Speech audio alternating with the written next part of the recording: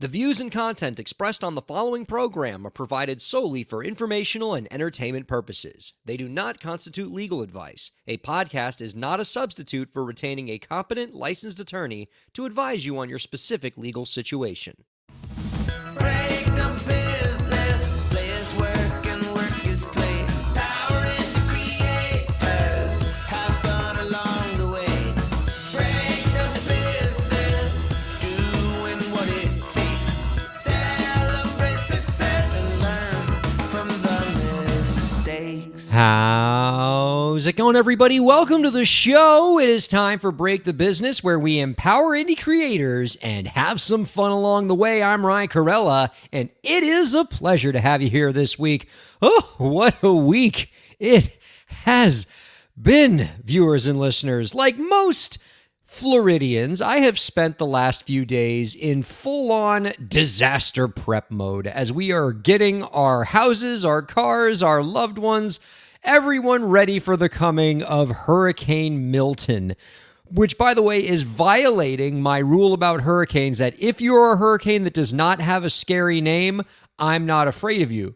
And you're not going to do any damage, right? Like a few years ago, I remember we did an episode about there was going to be a Hurricane Gert, and we were all terrified because Hurricane Gert sounds like a scary hurricane. Milton does not sound very scary. Milton doesn't sound like they would do anything to you. Milton sounds like your friend. This Milton was not our friend. It made a big mess of things. Thankfully, in my neck of the woods in South Florida, we were largely spared, but for a few minor mishaps, and thus we're able to keep the power and the internet on to do the show this week. Some of our friends in Central Florida, of course, not as lucky, and our thoughts go out to them, and we hope that everyone in this great state can recover. But one of the consequences here for me in prepping for this hurricane is I have just, a lot of my responsibilities day to day have fallen by the wayside, up to and including just making sure I'm dressed for this show, because right up until the start of this program, I was in full-on dad mode. I was taking care of my little 2-year-old who's just got put to bed right before the show, and so I'm still wearing my dad clothes, including my Bluey t-shirt, which I'm wearing right now. I love this Bluey and Bingo t-shirt that I have. I believe it was a gift from producer Lauren, and I was going to change before the show. Most people who've seen this show before and see me on it know that I always wear a characteristic turtleneck-style sweater for every program. And I was told by our co-host, Zach Sloan, who you're going to see in a second, and producer Lauren, that I should not dress up, that I should keep the Bluey and Bingo shirt on and just do the show that way. And I'm going to go ahead and bring in our guest, our co-host this week, Zach Sloan. Hi, Zach. Why would you ever take that shirt off? I'm going to tell you why. I'm going to tell you why, Zach Sloan. First of all, good to see you. Good to see you. Happy as always to have you here, buddy. I'm going to tell you why I should have worn something else for this show and why I feel woefully underdressed right now despite having the amazing Bluey and Bingo on my chest. Because our guest this week, a New York City-based jazz singer, Lizzie Thomas, so talented, so elegant, so awesome in so many ways, and I'm excited to get her insights. But before the show, we had a chance to meet her a little bit before we went live here.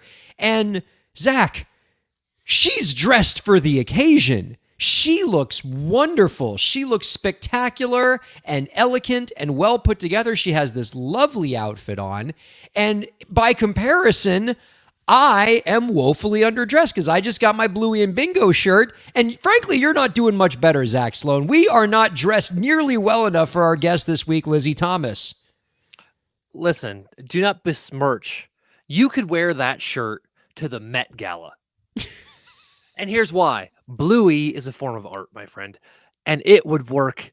Like, look at Picasso, squint, turn sideways, Bluey. You're there, dude. You're there. Now, me, I look like garbage, but that's okay. I'm in Colorado. You know, you Floridians have had some struggles. In Colorado, it's been wonderful. Colorado's great right now. I just worry about you guys. But let me get back to the point, Ryan. You're wearing a work of art, and I will not have you besmirch Bluey. Look, I love Bluey just as much as the next guy, but compared to how Lizzie Thomas is dressed, I look like banana crap right now. And I feel terrible. Ryan, where's Bluey from? Australia.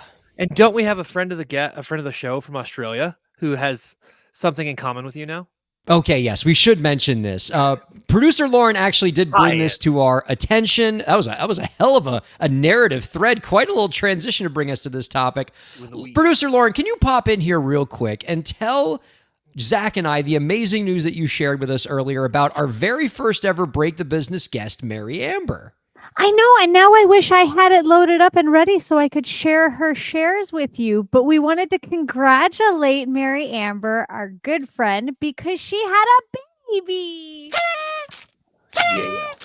Pat, Cat Amber, and Mary Amber apparently are now parents, and they are parents on what day, Ryan? Her birthday was September 21st, my birthday. Do you remember the 21st night of September? You guys get to share that song. You get a shared theme song now. Yay! All right, let's see if in the coming weeks we can roust out Mary Amber, because, frankly, I want to congratulate her while also asking her how we didn't know about this. Why wasn't this like something? Because she's a friend of the show. She's literally our day one guest. I so much with her. How did we miss this? And, she doesn't have anything going on right now. Everybody knows after you give birth, the baby basically takes care of itself. They're like giraffes. Yes. Wow. I don't know how I didn't know she was pregnant. I'm super embarrassed. I know. We're Super bad friends here Anyway, at Break the Business. We have to remedy that. congratulations. We're sending you love, and we'll do it in like real world person soon too. All right. We are excited for Mary Amber, but in the short term, we are equally excited to talk with Lizzie Thomas in the second segment. We don't have enough jazz singers on around here, and we are going to ameliorate that problem and ask her some great questions, get some advice from her on how to move your career forward. It's going to be a blast. Don't go anywhere. Going to be a great second segment. In the meantime, Zach, I got a few things I wanted to chat with you about, including a great story in Bandzoogle about ways you can review you can reward your most loyal fans and subscribers. Cool article. But before we get to that one, I just needed somebody to rant to about something that I've been dealing with, I'd say a lot over the last few months in my legal practice. And I don't know if this is something I've talked about on the show before, but it's something that I'm seeing more often in contracts for my entertainment clients. And it's gotten to the point where I get so frustrated when I see these clauses that I kind of think that there needs to be action taken. We need, state law, federal law that regulates this field a little bit. Let me tell you a little bit about what I'm going through. And frankly, I would say, Zach, as somebody who has worked with children's rights, somebody who kind of does like social work type stuff, you might kind of sympathize with what I've been dealing with, and you might see why this is such a big problem. So over the last few months, Zach, I've had a few clients who have gotten involved in the reality show game, both as contestants on like competition style reality shows, like singing competition shows, but also just being like on a reality show where they're just, depicting your life or whatever, like a Real Housewives type thing. Cool. And I mean, and frankly, these contracts to begin with are not what you would call artist friendly, right? They're not participant friendly. Every clause in that contract is built in a way to just greatly disfavor the person on the program. Some common things that you'll see in reality show contracts that you might find objectionable if you're just an ethical person is language that says things like, you're giving us the right to record you and edit you however we want. We can strategically edit you to make you seem like a completely different person than you are. You might be a nice person. We have the right to edit you to make you look evil if we so choose. These contracts will often also say that you are waiving your right to sue us for anything, right? If the reality show defames you or reveals private facts about you that you wanted to keep secret, you can't sue us. You're agreeing not to bring any legal claims against us, even if we lie about you. And normally those clauses on their own are enough for me to tell clients, don't do it. Don't be on the reality show. This isn't going to be good for you, and it could go very, very wrong. And frankly, history has shown us some pretty terrifying examples of what reality shows can do with these contractual provisions. I don't know if you remember about 15, 20 years ago, there was that reality show, Joe Millionaire. Oh, geez, yes. Yeah. It was like I think the premise of the show was it was like, a bunch of women that were chasing after the love of one man who they thought was a millionaire. And then the twist at the end at the final season is they find out that he's actually not a millionaire. He's actually just some like broke guy, lower middle class, whatever. And that's the whole thing. And that's already kind of a crappy thing to do to people to begin with. But I remember there was a story on that show where I think this was Joe Millionaire, where one of the contestants, they took audio of her like slurping champagne or something. And then they took that audio and played it while she was walking into the woods with the Joe Millionaire guy to make it seem like she was sexually servicing him. Oh my God. And, just completely, just a lie, a flat out lie, editing her own sound to say something about her that wasn't true. And the way that they draft these reality show contracts, you would have no legal claim against the producers for them doing that to you. Now, that's just the standard kind of stuff you see in reality show deals. But I've noticed in the last year or so, as I've reviewed these contracts, I've seen multiple examples now from different reality shows of a clause that I find far more sinister, such that I really think we need to see some legal reform on this. What a lot of reality shows have taken to doing now, Zach, is they will require that the contestant submit themselves to a psychiatric evaluation before being on the show, right? You got to meet with a psychiatrist to evaluate you. And on the surface, you might think, well, that's probably okay, right? They're going to... No, I don't think that, but I'll continue. Well, if I'm the producer, what I'm going to say is, okay, yeah, we want to have a doctor look at you and make sure that you're psychologically fit to be on this program because, frankly, this isn't exactly what I would call a mentally easy thing that you're about to do. Reality shows can be, mentally quite traumatic and physically demanding. We want to make sure your mind is up to it. And if that's all that this was, I'd be fine with it. But what I keep seeing in these contracts, in these psych evaluation provisions that they put in the contracts, is they will say things like, you agree that anything that this psychiatrist extracts from you, the psychiatrist has a right to share with the producers of the program. And I've even seen language that takes it a step further that says you are also allowing the producers to use that psychological stuff that they've extracted from you for plot points on the show and ways to so basically you have to sign away your right to allow a medical professional to use their training to extract your deepest fears, your darkest anxieties, all the most traumatic things about you, and then use them as fodder to generate a compelling reality show. And like I mean, I've seen this now in multiple contracts. I find it so objectionable, so beyond the pale. And frankly, any medical professional or any psychological or psychiatric professional that participates in this exercise should have their license taken from them. Yes. Like think of if you're a lawyer, well, maybe lawyers are a bad example of unethical behavior. However, first of all, my first thought, and this is how messed up this is, my first thought was they wanted psych evals so that they could make sure they got people who couldn't handle it so they could crack them on camera. That was my first thought. The opposite effect. They want the psychiatrist to find the unstable people because that's the ones you want on television. That could be. But I think the idea of extracting... can you imagine? I can just see this happening, right? Because you're right. In my law practice, I represented a lot of abused and neglected children. Finding people who had significant childhood trauma and then using springing that on them on camera, not only is reprehensible, that can lead to these people taking drastic things in their own lives. That's utterly terrifying to me. I cannot believe. I mean, I can believe it, but it's awful. I mean, it makes me furious. I don't know how any medical or psychological professional can participate in this and think that it's an okay thing to do. Like the whole notion of, getting into a profession like this and, creating a doctor-patient relationship, a psychologist-patient relationship is you need to be prioritizing that person above all others. You spoke about attorney-client. It's the same thing, right?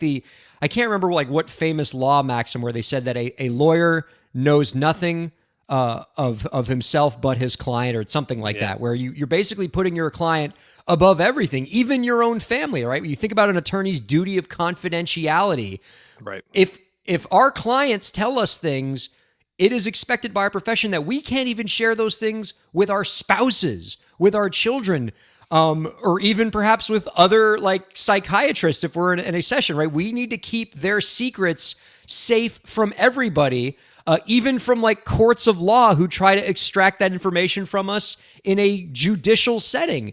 And so, I mean, the idea that, a psychologist could think it possibly okay that you could use your special training to, manipulate and, extract out the deepest, darkest secrets of somebody, not to make them better, not to heal them, not to help fix those traumas, but to use those traumas as fodder to make good television? To exploit that trauma. Yeah. Yeah, whatever happened to do no harm.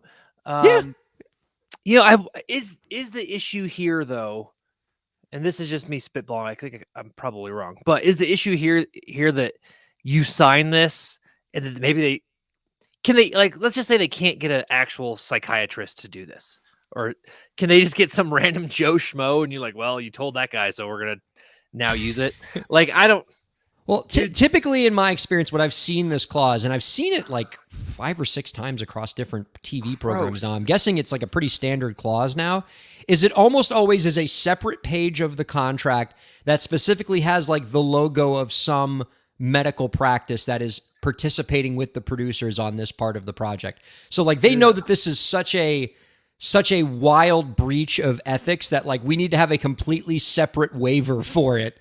Because it's just so nasty. And so when I've seen this clause in contracts, there's a two-step piece of advice that I'll impart to the clients. One is, okay, this is bad. Don't do the show. Don't be on the show. And then my clients mostly ignore that because they want to be on the show. And then the second thing I will tell them is, okay, you're going to have to do this to be on the show. You're going to have to be evaluated. Give them nothing. This psychiatrist is not your friend. In fact, they might even try to make you think that they're your friend, right? They might even say things and do things to make it sound like they're trying to give you mental health treatment. Don't give them anything. That person is not here to heal you. That person is here to exploit you. And so, when I've told clients, if they say, "Oh, how's life? Life's good. I'm happy. Yeah, it's all good. It's fine. Oh, yeah, sure. We all have our ups and downs, but and just that is not a therapeutic session. That is them trying to extract information from you for the producers. Don't give them anything to use. But I don't know if it's like that we need legislative solutions for this, or if like the American Psychiatric Association or Psychological Association needs to have like canons of ethics that explicitly prohibit this. But oh my God, this is like my new crusade now. We need to stop this kind of crap. I can't imagine that this by any professional standard would be acceptable. Can I offer you a third option? And listen, listeners, I'm not here to tell Ryan how to do his job. He is an entertainment attorney. I was a child abuse and employment law attorney. I have very little experience in this, but Ryan, let me offer you a third off ramp here. I'm all ears. Make up stuff and give them things you're not afraid of. Like, oh, I'll tell you what, chickens scare me to death. And they take you to a chicken farm and you're like, I used to have 10 chickens, and you start petting them and stuff. Just ruin it. Just wreck it. It's like when, Daniel Radcliffe wore the same outfit for 6 months every day, so the paparazzi photos were useless. Smart. You flip it on them. You just give them crap. I'm really scared of soothing music like Enya. Yeah, if anything you say in that session, the show is going to make happen to try to terrify you, just be like, my number one fear is massages, winning the Bachelor and getting a new rich husband. Nothing would terrify me more. I'm so afraid of being happy. I'm so afraid of I'm terrified of roses. Yeah.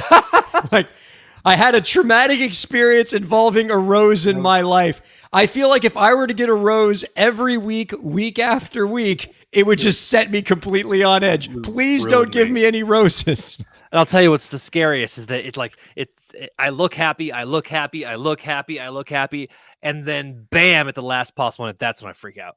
Yeah, that Oh man, it's just whenever I think that like the entertainment industry can't possibly reach a new low, just they bring in something like this and just give us so much more content to come up with. But I really hope we do see some reform in this area.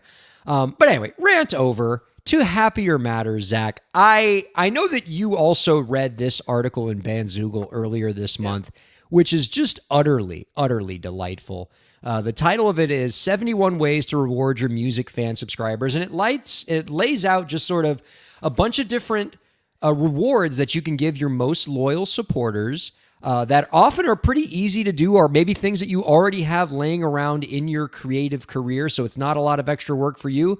And it's low budget. And it's the kind of stuff that would make your fans really, really happy. I know the article is called 71 Ways to Reward Your Music Fan Subscribers, but really I just think it's 71 ways to reward your most loyal fans.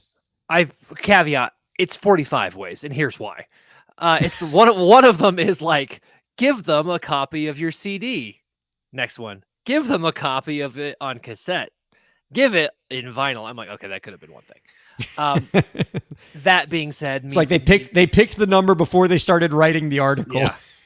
But there are, okay, my joking aside, some exceptional good ones, and some of these I've used in my own music career, right? Like I found that handwritten lyrics, some people really get into that, like ordering handwritten lyrics where you write the lyrics out by hand to their favorite song. My fans were upset because my handwriting sucks, but if you have nice handwriting, it might be something that your fans really get into. The live recordings on there, I thought was really cool. I think that's something that a lot of fans would really get into. But I want to know this, Ryan. There was a few that I wanted to bounce off you.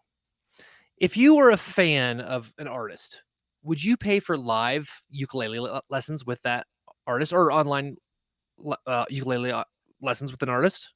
Absolutely. If that was one on there that I never thought of, give lessons to your fans. That's really cool. Yeah. What I like about this list is, as I mentioned before, is it is, as much as they are things that your fans would really love, it is equally low-hanging fruit, a lot of this stuff. You don't have to burn a lot of calories to make a lot of these fan rewards happen, and they are things that your fans are going to love. You talked about the handwritten lyrics. I think that's great. You couple that with giving fans postcards, right? Imagine you're out on tour, you're visiting different places, grab a stack of postcards and write handwritten postcards to some of your most loyal fans and mail them to them wherever you are. And it's like you're giving them a little snapshot to a particular place and time that you're in. I can't think of a more precious keepsake to get from an artist I love. But yeah, video meet and greets, getting video lessons, I think is really cool. I think the producer in you might think it's pretty neat to get the stem recordings from your favorite artists, right? You might want the stems or just the melody only version of songs. Like you can give that to fans, and that's pretty easy to put together. One that's not on this list, but I know a former Break the Business guest of ours recommended it, is, and this is so cool. You get one of those Fun Saver cameras that's you and then you click it. All the Gen Zers are like, what the heck are you talking about? Go Google Fun Saver camera. Basically, producer Lauren is exploding. What, Lauren? They're so expensive. Have you tried to buy a disposable camera recently? They're like $20 or $30 a piece. Well, that doesn't surprise me. But yeah, where do you get? There's like one place to develop it in the United States. Yeah. That being said, I want to jump back to your postcard one and give people a fun one that I use. There's a app called Snapshot Postcard, and you can take your photos at like when you're out on tour and they'll send the picture. But what's cool about it is they send it for you. So as opposed to you having to buy a bunch of stamps and put a bunch of addresses, you can send your pictures from out on tour on postcards that arrive to them with somebody else mailing them. Oh, I like that. That definitely that lightens the load. That's cool. But anyway, so with the Fun Saver camera, right? you take random candid photos of like you with the musicians out on tour in the rehearsal space, like wherever you're taking them. And then you can send, and then once they get developed, you can send them to your fans. And so they're getting special photos, right? Each one of these photos is one of a kind because they came from a disposable camera that you developed. And so that fan knows they're getting a unique photo that rather than being some like polished, airbrushed, curated thing that's been photoshopped, this thing is candid. Like you didn't get two takes with this. And so there's something very sweet and intimate about getting something like that from your favorite artist. And, I think that kind of stuff is really, really cool. And again, low hanging fruit, even though, as producer Lauren noted, the price of FunSaver cameras is through the roof, apparently, still a lot cheaper and a lot less work intensive than a lot of other ways you might want to try to reward your fans. And I'll tell you one thing another one that wasn't on here that actually former guest Ella Luna did. And I actually bought this, even though I produced her record when she did this. I thought it was so cool. I bought it from her. I should say I produced her previous album, not her most recent. She did a thing where she did a live recording and she went to a studio that specialized in making one vinyl at a time, where you would play into a microphone and it made actually pressed it into plastic, not vinyl, but similar. Isn't that how they made vinyl in the old days, like wax cylinders? Yeah. She went old school and she played her song Nina. Yeah, she played her song Nina that I recorded in this room behind me. She played it 30 times and I got number one. Because when I saw that go live, I was like, that's the coolest thing I've ever, I have to have that. And so I immediately bought it and I got number one of 30. That's a really cool idea. Do you remember the name of that company where you can get this done? Like I'll find out. I'll find out and let you know. I would really treasure that from one of my favorite artists. That's a really cool one. I mean, I'll run upstairs on the break and get it. Yeah, please do. I mean, it's one thing to get like a one-of-a-kind photo or a one-of-a-kind handwritten piece of lyrics, but a one-of-a-kind audio recording from your favorite artist, and there's nothing else like it there. And I think in addition to Ella, there was another artist that did this that we had on the show. It's like a country artist or something like that. I mean, there's no way we're going to be able to dig up who it was, but it's something that I've seen before, and I mean, it's a really cool idea, right? I think the lesson here, Zach, is that in an industry where everything is just so copied, right? Mm-hmm. Digital copies of everything, infinite copies of everything that's out in the world. There are fewer and fewer things out there that are unique and that are tangible, that you literally can hold in your hand. And so those are the things that I think your fans are going to treasure the most. And the good news is there's still lots of ways to give the fans that kind of stuff, that unique stuff that they can hold in their hand. That's still pretty affordable and is not labor intensive. And I'll tell you the amount of times where some of these in here that I thought were really genius. One of them was let fans give you input or vote on your songwriting direction. I thought that was super cool because A, you're making sure you give your fans what you want. And B, as a songwriter, I know a lot of us have been there. You feel like you get into a rut where you're like, for me, I was like, oh, I'm doing another pop rock thing with big open guitars and a piano. Cool. Letting them sort of shift your focus, or letting your fans say, no, I really like that. That's why I listen to you. Keep doing that. I think that's really valuable too. I really enjoy that kind of stuff. And it gives us another opportunity to shout out new mom and inaugural Break the Business guest, Mary Amber, who I think does that better than any other artist I've known, where, she's a very active Twitch streamer, and she is often dedicated whole Twitch streams once a week to doing that kind of songwriting session where she lets in her most devoted fans into the Twitch stream and they get to watch her write a song in real time, and they submit ideas for her. They kick in lyric suggestions and, oh, I like that. Oh, you should change that around. I can't think of a cooler experience for a fan of an artist than, being able to actively witness and even participate in the creative process. Oh, it's amazing. And I think some of these ideas are great. I would recommend everybody listen or read this article. It has 71 ideas, but it's a really quick, easy read. And also the Bandzoogle blog has a lot of good stuff. So check it out, guys. They really do. We don't hype them up enough around here, despite how often we mine them for content. They do my website. Is that right? Yeah, I'm a Bandzoogle client. No sponsorship or any of that crap. I've used them for years. Very cool. All right. Let's take a quick break, and then we're going to have Lizzie Thomas joining us on the other end of the break here on Break the Business. Don't go anywhere. Break the Business is presented in cooperation with Ryan A. Kairalla, PA. Ryan A. Kairalla, PA is a law firm providing transactional entertainment legal services, including contracts, business formation, commercial law, copyright, trademark, and more. Ryan A. Kairalla, PA, Miami, Florida. rkpalaw.com.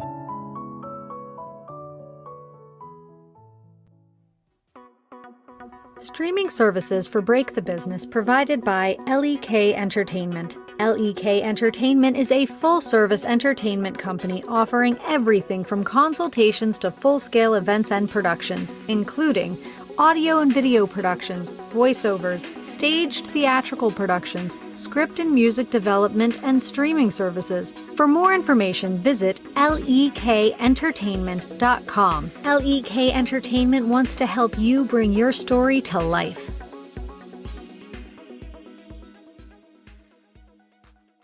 Thanks for supporting Break the Business. If you have a question or topic that you want us to discuss, email us at breakthebusiness@gmail.com. You can follow the host, that's me, on Twitter at Ryan Kair, and you can follow the show at the BTB Podcast. Be sure to subscribe to the show on Twitch, YouTube, and Facebook, and on all major podcast platforms. And now, let's get back to the show. Welcome back to Break the Business, everybody. Ryan Kairalla here with Zach Sloan. What is that in your hand, Zach Sloan? That's the Ella Luna record I told you about. Oh, very cool. Love So that. it is hard to see on camera because it's clear, but it's done by, wrong way, Lista Vol, and they are a company in Brooklyn that specializes in this. Oh, least of all, I get it. Yep, get it? And so you can see there I have it, Ella Luna, Nina, take one. So I got the first one. So super cool. For all you audiophiles out there, they don't have the same like fidelity as like a regular vinyl record, but I don't think that's the point. But I think that makes it even more special as far as I'm concerned. It's super cool. Like I love it. So there you go. Check it out. I dig that, Zach. Thanks for digging that up for us. It's all right. It's on my record shelf. I keep it in the rotation. Before we get into the interview, everybody, just wanted to give a quick thank you for checking out Break the Business. There's an almost alarmingly increasing number of ways that you can check out this program. People are checking it out on SiriusXM or Volume.com or Twitch or Facebook or on all major podcast platforms. And just wherever you're checking us out, we're glad that you are. And all we ask, if we've helped you in any way, if we've entertained you, if we've informed you, if we've just helped you pass the time, we don't want your money. We don't want anything from you like that. Zach wants your money a little bit. All we ask is that you give Zach some money. I'm a musician. And that you tell a friend about the show. Just help us spread this community out. The rates, the reviews are always good if you want to say something nice about us on the platforms. We just want to grow this community a little bit more and help more people. Mm-hmm. All right, let's go ahead and bring out our guest this week. In a world of velvet nights, she sways with a voice that weaves through moonlit bays. Her smile can charm the stars above. Lizzie's jazz, the soundtrack to our love. Oh, Lizzie Thomas, queen of the stage. Your melodies turn each page from a whisper to a thunderous roar. Let's break the business, give us more. Our guest this week is an acclaimed New York-based jazz singer and songwriter whose voice, Jazz to Love said, quote, elevates the soul and applies a balm on a beating heart. Her latest single, Community, is available now with a music video and is the first single for her album, Awakening, coming this March. You can find out more about her guest's work by visiting LizzieTheJazzSinger.com. We are happy to welcome Lizzie Thomas on to Break the Business. Hi, Lizzie. Hello. Oh, that was the song again. That was the wrong button. Love the song. I mean, we just had to hear it again. Like that song, the Lizzie Thomas song is a banger. We do these guest intro songs every week, and most of them are like a 4 out of 10. But every once in a while, we get a banger, and maybe it's because we had it be a jazz song this week, and like jazz just worked out really well. But I'm glad you enjoyed it, Lizzie. We mentioned in the first segment that we feel underdressed because I'm wearing a Bluey and Bingo t-shirt because I'm fresh off of being a dad right before this show. Zach is, equally underdressed with his t-shirt situation. And you, Lizzie, look like you're about to play the Blue Note. You look so elegant, so cool.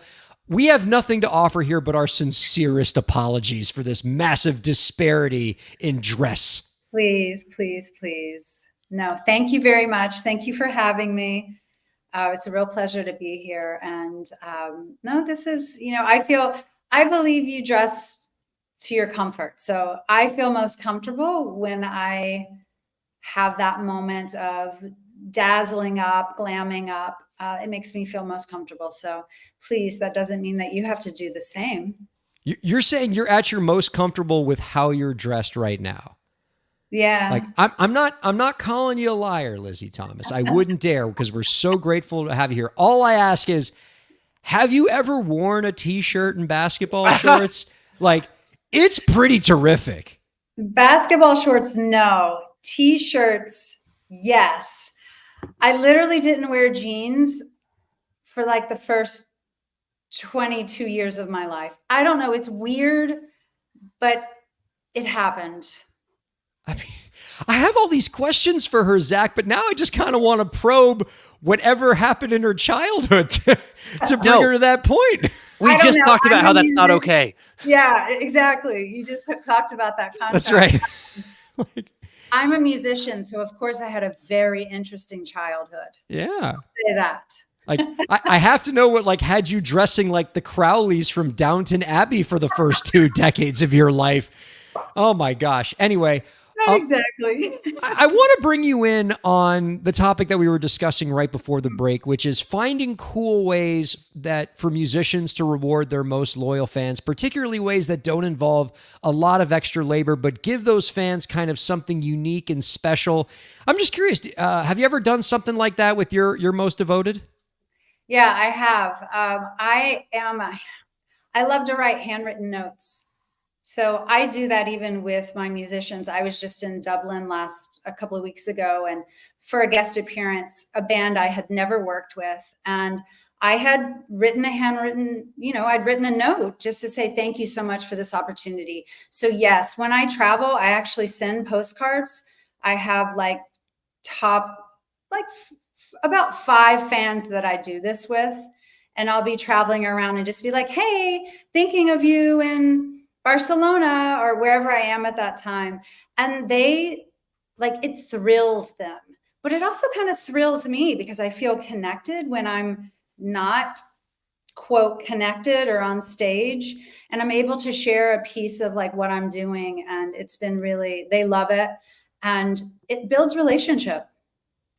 And I'm just going to go ahead and, I'm definitely making assumptions here, but judging by the way you look right now, I'm just going to go ahead and assume you have impeccable penmanship. I do now. It's very loopy and curvy. I used to get D's or C's in handwriting when I was in school. They still gave grades for that. Grades for handwriting.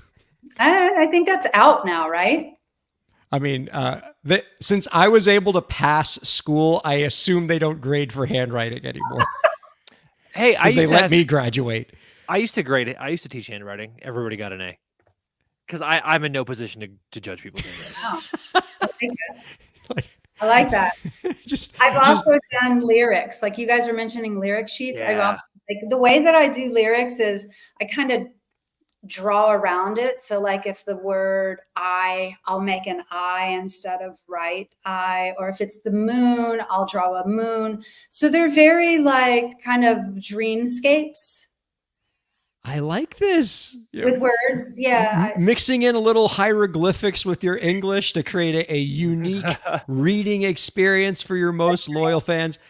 I'm still stuck on Zach Sloan being a handwriting teacher, and I'm just imagining the students submitting assignments and then you in your worst chicken scratch having to write in red pen, needs improvement.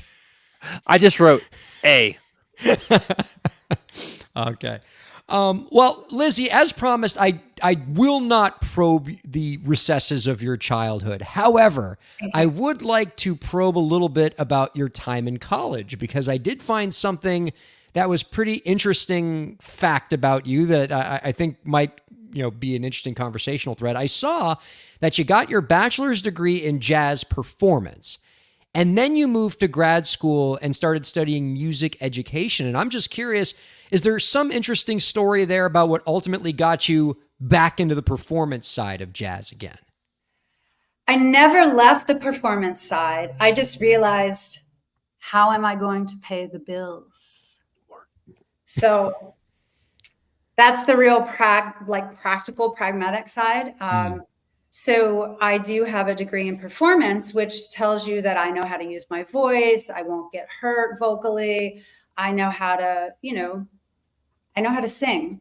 But then at the same time, how am I going to live? So my first instrument was piano. I started playing when I was about 7 years old and studied classically for up until, for a solid 10 years.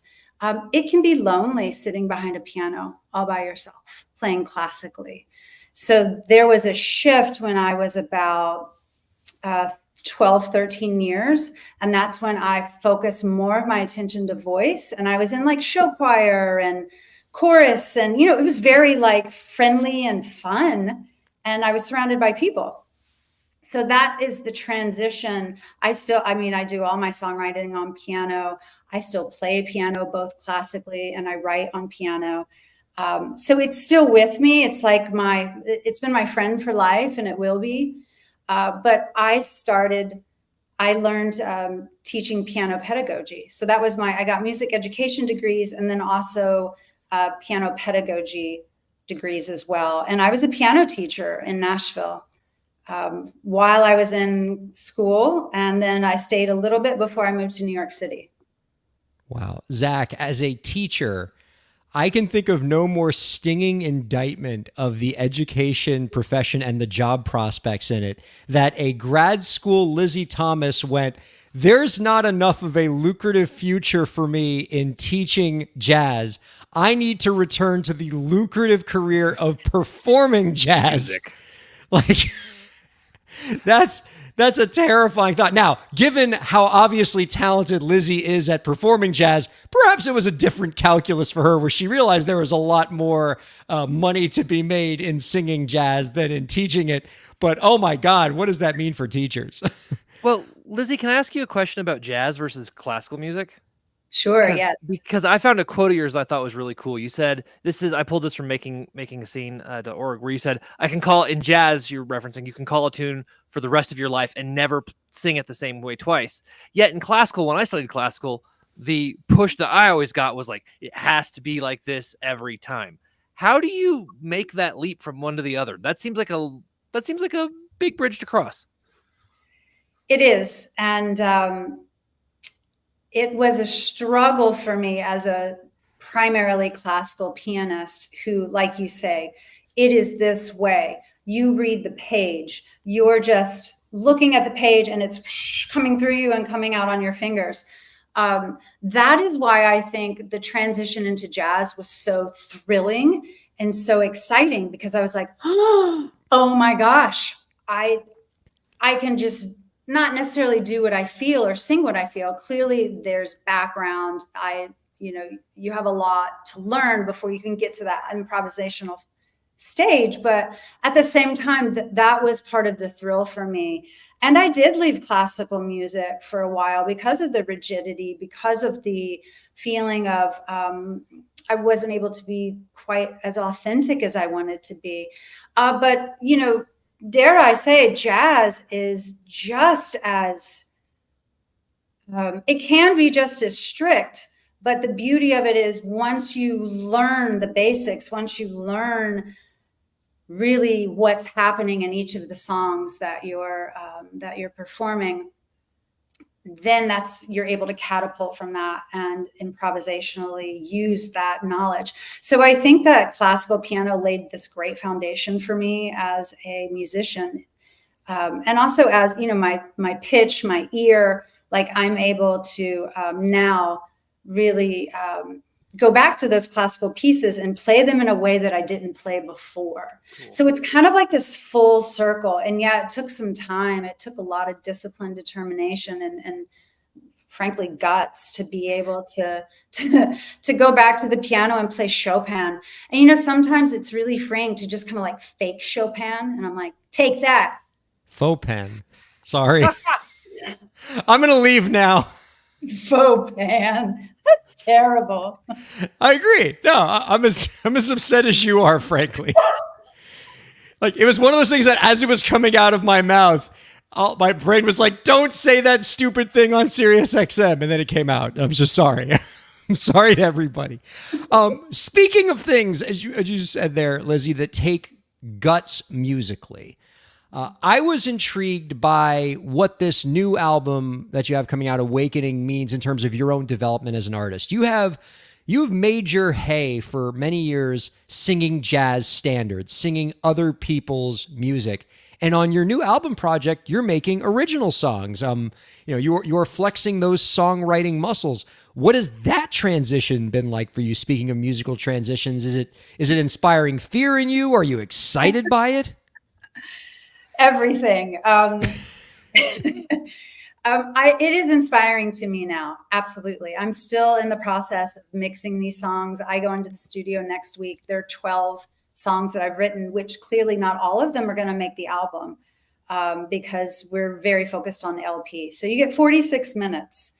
A little terrifying, but at the same time, I think there's a level of maturation that I've been through as a musician where it's not as scary anymore. I'm able to objectively look back and take myself out of it. And I think that's the key. When I was 20 and I was songwriting, it was all about me and how I was feeling and, oh gosh, and the six, the 2 minor to the 5 to the 1, and oh, I'm going to throw in a 6 minor. It was just, I was way too conscious of what I was doing. And I think this transition, and a lot of it is like a circle as well, finally coming back to songwriting, and you can even hear it in my voice. There's this calming, like, I'm not trying to prove, I'm not trying to be something other than who I am. A lot of my songs I receive in dreams, I receive in meditation, I receive when I'm just walking down the street. So I don't have this kind of like, I'm trying to be a crafty songwriter. I lived in Nashville. I know what that looks like. I know what that sounds like. I know what that is. So there's this level of objectivity where I can pull back and go, wow, I still really dig that song. I really like that song. I can't wait to share this song with the world. And really, that's how I feel about these songs. So I don't know if that answers the question, but I hope you're able to see a little more about my process and the why and the motivation. And speaking of that process, one of the things that you mentioned there in your answer is that when you wrote songs in your 20s, it was a lot more almost internal, right? Your own angst, your own maybe writing love songs about somebody you had a crush on or something like that. And I feel like now, particularly with the music that you're writing today, your songwriting seems to be a lot more external, a lot more about the world around you. I think of the song Community, which is, it's a social justice anthem. It's about, all of us coming together. Is Community kind of an example of that maturation process you're talking about, like looking out to the world to write your songs rather than just keeping things inside? Yeah, I think so, definitely. And that song I think is really special. It's special to the times right now. It's very relevant. But yeah, there's definitely elements, I would say in each of my songs where, I'm walking the path. So of course I'm writing it, I'm in it. But it's not necessarily about me. It's about, suggesting that there might be a different way to think about something or providing a different angle. I mean, I think that that's the job of an artist, to have someone maybe stop for just a moment and think, that's a different way to say that. That's interesting. If I can achieve that, that's art. That's what I'm after. And I think that's all I'll say about that. I think it's very important. And I think that is a real a timestamp as well of the times that we're in. And I think community embodies a lot of that.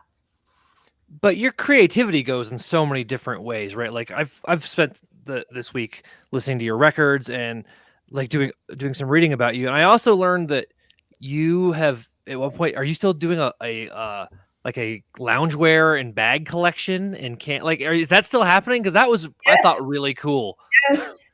It's on my website. Yeah, I created these very cool like bags that have Billie Holiday, Nina Simone. These are two of my like big icons, inspirations. Billie Holiday, Nina Simone, and myself. And I had during COVID, this was kind of one of my jobs that I did. I found a designer that could do like a line drawing that's very similar to Picasso when he did just those very simple line drawing sketches of the face. And I took those and they're decals and I put them on these bags and also t-shirts. So when you ask me, do I wear t-shirts? Yes, but I decided I had to make the t-shirts that I wanted to wear. Well, that's extra cool, actually. Yeah. I also did That's- candles. I was like a mad scientist in the kitchen, like because experience and sense, smelling, sensation, like when you listen to music, it's a whole body experience. So I also made candles. One is called Evening Jazz, one's called Morning Jazz, and one's called Jazz This. Oh, I love that. I mean, to me, that's a great celebration of indie creators in that you have identified merch categories that you could branch out into, and particularly during the pandemic, right, where it was obviously you can't play in jazz clubs, so you found additional revenue streams to not only keep yourself afloat, but to give more things to your fans. And it was authentic because it was still about the jazz, and you were celebrating the great women in jazz who came before you. I mean, so much to like about that, both as an artist and an entrepreneur from this outside observer. So cool. Agreed. And I mean, also think that the music video for Community is really, really cool. Not only is the message of that song very, awesome to me, right? Great social justice message, but it's just a really beautifully shot video. It's a love letter to the city of New York, right? Like, I mean, just so many amazing shots throughout New York City. I mean, can you talk about the process of how that video was produced and how it came together? Because it is beautiful to look at. Oh, thank you. I love to hear that. Yes. So the B-roll, which I think, all the different shots of New York City, that took, I worked with Black Pixel Productions. He's a close friend of mine, and his team. Basically, we took upwards of 2 weeks and we wanted to cover all of Manhattan. And you see all of Manhattan. We are in the Bronx. We're in Harlem. We come down to East Side, West Side, Midtown. We go down to Soho. I mean, it's all in there, all the way down to the financial district. And the idea was like really trying to capture the idea that when you're in New York, you're really traveling the world. And there's this essence of like, you can really meet any kind of person who speaks any type of language, who eats any type of food. The culture is insane. And it's all in Manhattan. And that is one of the key points of it, but also like realizing that, the unity of coming together and I think that part of coming together is really just celebrating the difference and just saying, I've never tried that food. I want to try it. Or like, I've never seen people hanging out doing that sport. It's just like, so we spent multiple days traveling around the city doing B-roll. And basically we would search, we'd be in the car and we'd be like, okay, that looks like a cool scene over there. There's people playing mahjong, or there's people playing checkers. And then we would get out. We had a driver because, you know, you can't park in New York. So we had a driver like drop us off. We jump out. We walk, you know, we kind of scope it out. Like, do they look like they're cool with us? And, and walk up and basically say, hey, we're doing this music video. We love the togetherness that we're seeing right now. Are you guys cool with being on camera? And we had, you know, we did all the legal stuff. We had the forms and That's what we like to hear. Yeah. Waivers.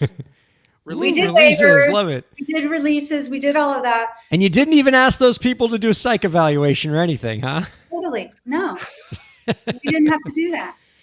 And that's really, you know, it was a lot of fun. We did that in the summer. It was pretty hot. And we just really tried to embody the scope of everything that you see in New York City. So that was actually a lot of fun.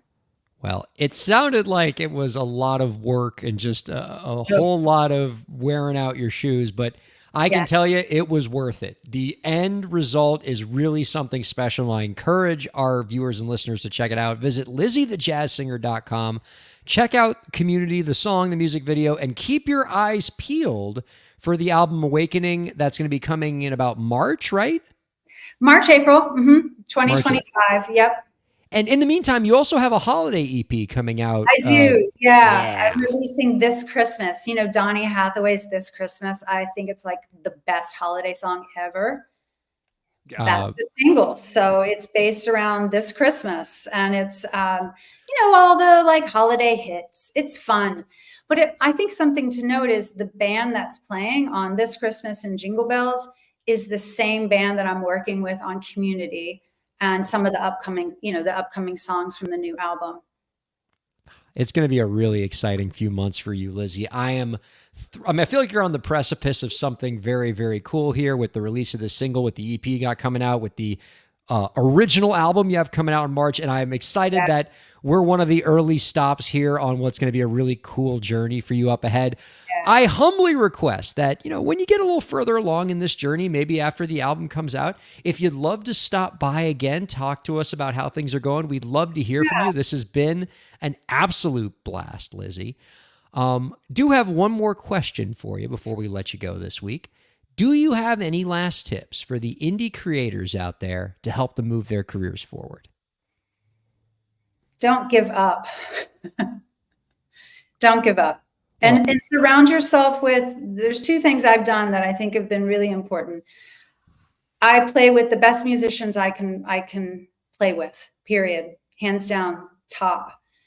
And secondly, I surround myself with people that I trust that are going to tell me the constructive criticism. Well, now I'm intrigued, right? Because whenever a guest gives me the don't give up piece of advice, which, by the way, is the most important piece of advice that I think we can impart to our viewers and listeners on this program, I am now inspired to ask, was there a time earlier in your career where you had the should I give up conversation? And you don't necessarily have to give us the details about it, but if you did, that'd be pretty rad. But maybe at least tell us what got you out of not giving up, because maybe our viewers and listeners can learn from that example. Yeah, I mean, I think it's human nature to get to the give up phase. And I think with artists and musicians, that can come multiple times in your career where you're just like, really, I'm still like beating the pavement in a way. So I think better to speak to, how do you coach yourself out of it? How do you turn it around? I think what's important is motivation. I think authentically being able to look at yourself and understand why you're doing it, and understand the love behind, I think, the why you're doing it. I think that continues to be my fuel because I think we're always going to get to that spot. That's just evolution as people, as humans. And so I think when we're able to say, remember that you're doing this because, and you're able to fill in that blank, and it still gives you a sense of great sensation, whatever that is, then I think that's where you want to get to. So you need to know the why. That's a marvelous answer. And I think I will say it was a good move by me to ask the follow-up there because it got us that great answer. It almost makes up for that faux pan joke I made earlier in the interview. But it made you smile, so I'll take it. Our thanks to Lizzie Thomas and Zach Sloan. Our thanks to producer Lauren. And thanks to all of you viewers and listeners for checking out Break the Business. We'll see you next week. Thank you. Break